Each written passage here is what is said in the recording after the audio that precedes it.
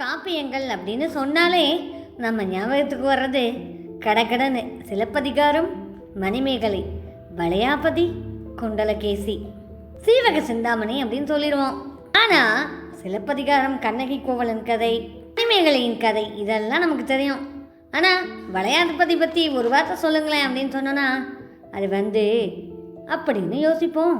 ஏன் இந்த வளையாபதியை பற்றி நமக்கு அவ்வளவு தூரம் தெரியலை? இந்த பாடல் முழுமையாக கிடைக்கல அப்படின்னு சொல்லுவாங்க. சுமார் 1000 பாடல்களை கொண்ட இந்த காப்பியத்தில் நாமகிட்ட இப்போ இருக்கிறது வெறும் 72 பாடல்னு சொல்கிறாங்க. அந்த துண்டு துண்டான பாடல்களை வச்சு மிகப்பெரிய ஒரு வளையாபதி காப்பியத்தை இன்னைக்கு நம்ம எடுக்க போகிறோம். இந்த கதை 1ஆம் நூற்றாண்டில் நடக்குது. வியாபாரிகள் நிறைந்த நவகடி எனும் நகரத்தில் இந்த கதை தொடங்குது. வைரத்தை விட அதிகமாக சொலிக்கிற ஒரு காதல், அந்த காதலை எதிர்க்கிற ஒரு சமூகம், இதுதான் வளையாபதியோட கதைக்கரு. எழுதியது யாருன்னு இன்னைக்கு வரைக்கும் தெரியாது.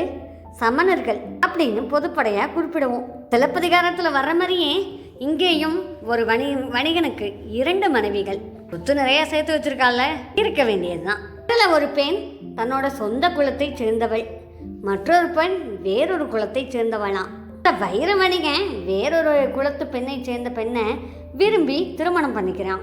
ஆனால் அந்த காலத்தில் அந்த வணிகர் சங்கம் இந்த திருமணத்தை ஏற்றுக்கலையாம். இந்த வணிகனுக்கு என்ன பண்ணுறதுன்னே தெரியல. தன்னோட சொத்தையும் அதிகாரத்தையும் கௌரவத்தையும் வணிகத்தையும் காப்பாற்றிக்கிறதுக்காக அந்த பெண்ணை வெளியில் அனுப்புகிறான். அந்த பெண்ணும் கர்ப்பமாக இருக்காங்க.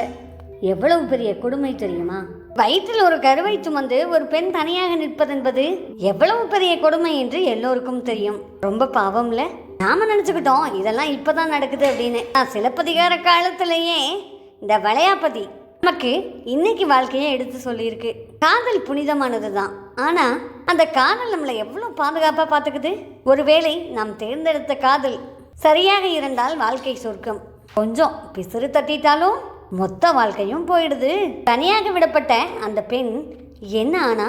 வயிற்றில் இருந்த குழந்தை என்ன ஆனது?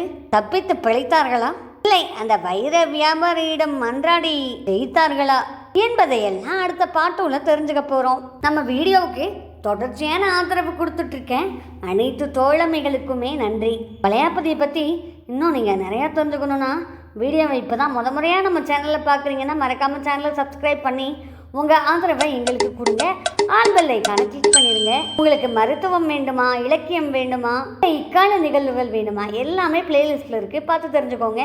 வளையாபதி அடுத்து நம்மளை எங்கே அழைச்சிட்டு போக போகுது, நம்ம மனசுக்கு பெரிய பாரத்தை கொடுக்க போகுதா அப்படிங்கிறதெல்லாம் பார்ட் 2ல தெரிஞ்சுக்கலாம். உங்கள் அன்போடு அடுத்த வீடியோவுக்கு தயாராகி கொண்டிருக்கும் நான் உங்கள் அன்பு தோழி. நன்றி, வணக்கம். வளையாபதி பார்ட் 2 பார்க்க மறந்துடாதீங்க.